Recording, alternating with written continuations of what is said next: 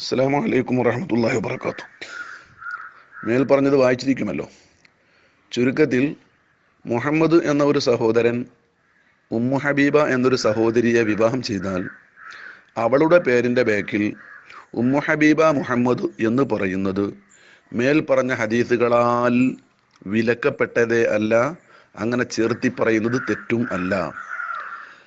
പ്രശസ്തരും പ്രഗത്ഭരുമായ ഏതെങ്കിലും വ്യക്തികളിലേക്കോ രാജാക്കളിലേക്കോ തറവാട്ടുകാരിലേക്കോ കവികളിലേക്കോ ഒക്കെ അവൻ്റെ മകനാണു ഞാൻ മകളാണു ഞാൻ എന്ന് തെറ്റിദ്ധരിപ്പിക്കും വിധം മേനി പറയാൻ വേണ്ടി കള്ളപിതൃത്വം ആരോപിക്കുന്ന പ്രവണതയുണ്ടായിരുന്നു. അതിനെ നിരാകരിക്കാനും വിലക്കാനുമാണ് നിങ്ങൾ നിങ്ങളെ പിതാവിലേക്കല്ലാതെ ചേർത്തി പറയരുത് എന്ന് പറയുന്നത്. അவ்விധമുള്ള തെറ്റിദ്ധരിപ്പിക്കലോ അന്യ ആളുടെ മകനോ മകളോ ആണു ഞാൻ എന്നുള്ള ദുർവാദങ്ങളോ ഒന്നുമേ വരാത്ത വിധം ഭർത്താവിൻ്റെ പേര് ഭാര്യയുടെ പേരിൻ്റെ തൊട്ടരികെ പറയുന്നത് കൊണ്ട് യാതൊരു കുഴപ്പവും ഇല്ല എന്നു സാരം. തന്തയല്ലാത്ത മറ്റൊരാളിലേക്ക് ചേർത്തി അയാളാണെൻ്റെ തന്ത എന്ന് തെറ്റിദ്ധരിപ്പിക്കുമ്പോൾ ദൂരവ്യാപക പ്രത്യാഘാതങ്ങൾ ഉളവാക്കുന്ന പ്രവണതയാണിതെന്നുള്ളത് വസ്തുതയാണ്. കാരണം അനന്തര സ്വത്തിൻ്റെ വിഹിതങ്ങളും വിവാഹ ബന്ധങ്ങളും മറ്റു പല പ്രശ്നങ്ങളും വരാൻ ഇടയുള്ളതുകൊണ്ട് പിൻകാലത്ത് അതിനാൽ വലിയ അപകടങ്ങൾ ഉണ്ടാകും എന്നുള്ളത് കൊണ്ടാണ് സ്വന്തം ബാപ്പയിലേക്കല്ലാതെ മറ്റൊരാളിലേക്ക് ബാപ്പയാക്കും വിധം ചേർത്തരുത് എന്ന് പറഞ്ഞത്. ഇന്ന് ഈ ഭാര്യയുടെ പേരിൻ്റെ ബാക്കിൽ ഭർത്താവിൻ്റെ പേര് പറയുന്നിടത്ത് അவ்விധമുള്ള യാതൊരു വിഷയം വരുന്നേ ഇല്ല. അങ്ങനെ ഒരു വാദവും ഇല്ല.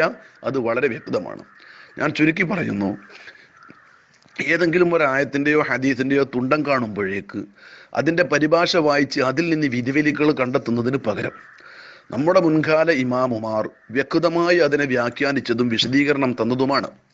അതുകൊണ്ട് തന്നെയാണ് നമ്മെ സംബന്ധിച്ചിടത്തോളം ഷാഫിഈ, ഹനഫി, ഹംബലി, മാലിക്കി എന്ന നാലാലൊരു മദ്ഹബിൽ ഉറച്ചു നിന്നുകൊണ്ടല്ലാതെ ഇவ்விധമുള്ള ആയത്തുകൾക്കും ഹദീസുകൾക്കും നാം ദുർവ്യാഖ്യാനം നടത്തുന്ന പ്രവണത അരുത്.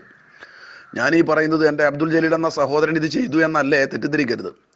ഇന്ന് നമ്മുടെ വാട്സപ്പ് ഗ്രൂപ്പുകളിലും ഫേസ്ബുക്കുകളിലുമൊക്കെ ഓരോ ഹദീസും ആയത്തും വിട്ട് അങ്ങ് വ്യാഖ്യാനം ചെയ്തുകൊണ്ടാണ് അത് ഹറാമ്, ഇത് ഹറാമ്, അത് ബിദ്അത്ത്, ഇത് ശിർക്ക് എന്ന ദൂരവ്യാപകമായ തെറ്റിദ്ധരിപ്പിക്കപ്പെടുന്ന കള്ളവാദങ്ങളുമായി ബിദ്അഈ കക്ഷികൾ ഇറങ്ങിത്തിരിക്കുന്നത്.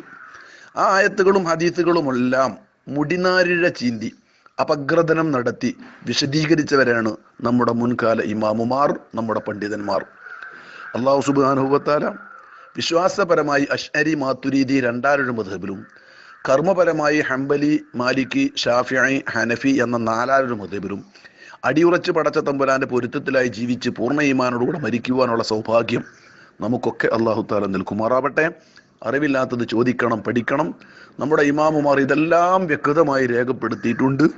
അല്ലാഹു തആല നല്ല ക്ലാസ്സുകളിൽ പങ്കെടുക്കാനും വഅദുകൾ കേൾക്കാനും നല്ല സ്വലാത്തുകളിലും ദിക്റുകളിലും മജ്ലിസിൽ പങ്കെടുക്കാനും അതുവഴി ഹൃദയം ശുദ്ധിയാക്കി പടച്ച തമ്പുരാന്റെ പൊരുത്തത്തിലായി ജീവിച്ച് അവസാനം ലാ ഇലാഹ ഇല്ലല്ലാഹ് എന്ന കെലിമ ഉച്ചരിച്ച് പൂർണ്ണ ഈമാനോടുകൂടെ മരിക്കാനും നമുക്കൊക്കെ ഭാഗ്യം നൽകുമാറാവട്ടെ.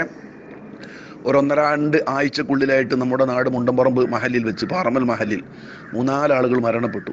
റഹ്മാൻ അറബ് അവരുടെയൊക്കെ ഖബറിടം വിശാലമാക്കി കൊടുക്കുമാറാവട്ടെ. അവരെയും നമ്മെയും പടച്ച തമ്പുരാൻ അവൻ്റെ ജന്നാത്തുൽ ഫിർദൗസിൽ മുത്ത് നബിയുടെ ബറക്കത്ത് കൊണ്ട് ഒരുമിച്ച് കൂട്ടി അനുഗ്രഹിക്കുമാറാവട്ടെ. നമ്മുടെ ഈ ഗ്രൂപ്പിലൊക്കെ ഒരുപാട് പ്രവാസികളുണ്ട്, സഹോദരങ്ങളുണ്ട്. റഹ്മാനായ റബ്ബ് രോഗികളുടെ രോഗങ്ങളെ ശിഫയാക്കുകയും സാമ്പത്തിക, ശാരീരിക, മാനസിക വിഷമങ്ങളിൽ നിന്ന് പൂർണ്ണ മുക്തി നൽകി മനസ്സമാധാനവും സന്തോഷവും ആയുരാരോഗ്യവും നൽകി അവസാനം പടച്ച തമ്പുരാന്റെ പൊരുത്തത്തിലായിട്ട് മരണപ്പെടുന്ന മുത്തുമുഅ്മിനീങ്ങളിൽ അല്ലാഹു നമ്മയൊക്കെ പെടുത്തി അനുഗ്രഹിക്കുമാറാവട്ടെ. എല്ലാവരും ദുആ ചെയ്യണം. സസ്നേഹം, നിങ്ങളുടെ സഹോദരൻ PA മുഹമ്മദ് ബാക്കവി, മുണ്ടമ്പറമ്പ്. അസ്സലാമു അലൈക്കും.